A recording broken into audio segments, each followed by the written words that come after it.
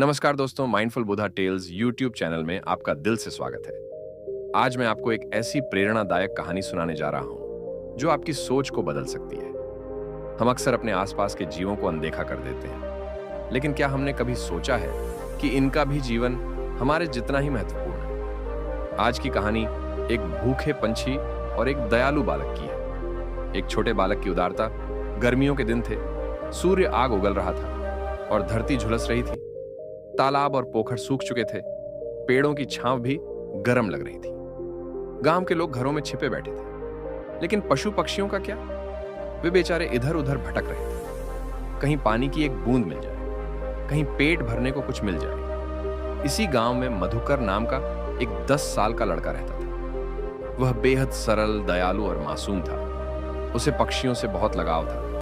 जब भी वह स्कूल से आता, घर की छत पर बैठकर चिड़ियों को दाना डालता और गौरैया, तोते, कबूतरों से बातें करता। एक दिन जब वह स्कूल से लौट रहा था, तो रास्ते में उसे एक कबूतर दिखाई दिया जो बेहद थका हुआ और भूखा प्यासा लग रहा था। वह सड़क के किनारे बैठा अपनी चोंच खोले बार बार ऊपर देख रहा था, जैसे किसी से पानी और भोजन की भीख मांग रहा हो। लेकिन राह चलते लोग उसकी ओर ध्यान नहीं दे रहे थे। कोई उसे देखकर आगे बढ़ गया तो कोई गाड़ी के हॉर्न बजाकर उसे भगाने लगा। मधुकर का हृदय पिघल गया। वह दौड़कर कबूतर के पास गया और उसे धीरे से उठाकर अपने हाथों में लिया। कबूतर इतना कमजोर था कि वह उड़ भी नहीं पा रहा था। दयालुता का प्रतिफल मधुकर उसे लेकर अपने घर पहुंचा और एक कटोरी में पानी डालकर उसके सामने रख दिया। कबूतर ने पलक झपकाई और जैसे ही उसने पानी की खुशबू महसूस की, उसने अपनी सूखी चोंच डुबो दी।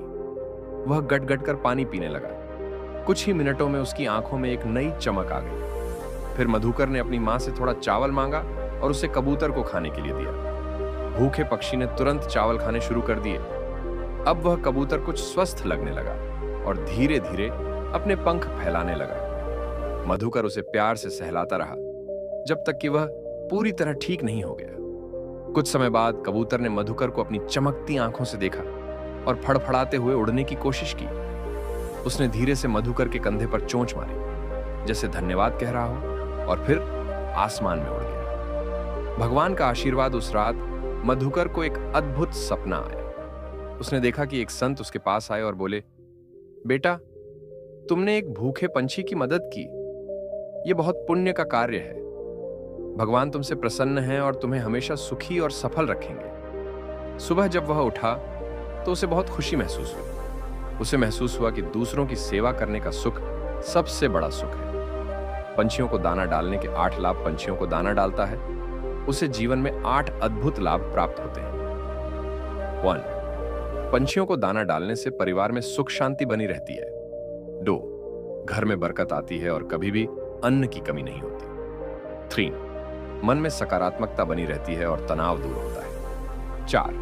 बीमारियों से बचाव होता है, क्योंकि प्रकृति की सेवा करने से भगवान कृपा बरसाते हैं। 5.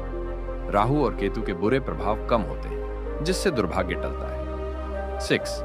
जो लोग बेरोजगारी से परेशान हैं, उन्हें जल्दी नौकरी मिलने के योग बनते हैं। 7. व्यापार करने वालों का काम दिन दूना रात चौगुना बढ़ता है। 8. जो भी व्यक्ति नित्य पक्षियों को दाना डालता है, उसकी मृत्यु के बाद स्वर्ग में जगह निश्चित होती है। निष्कर्ष इस कहानी से हमें यह शिक्षा मिलती है कि हमें न केवल मनुष्यों बल्कि प्रकृति और जीव जंतुओं की सेवा भी करनी चाहिए। जो लोग पक्षियों को दाना डालते हैं, उनके जीवन में कभी भी संकट नहीं आता। अगर हम अपने आसपास के जीवों का ध्यान रखेंगे, तो निश्चित ही भगवान हमें सुख, समृद्धि और शांति प्रदान करेंगे। तो दोस्तों, कैसी लगी आपको यह कहानी? कृपया कमेंट सेक्शन में जरूर बताइए, और अगर आपको यह अच्छी लगी हो तो हमारे चैनल को सब्सक्राइब करना ना भूलें। नमो बुद्धाय। मोर।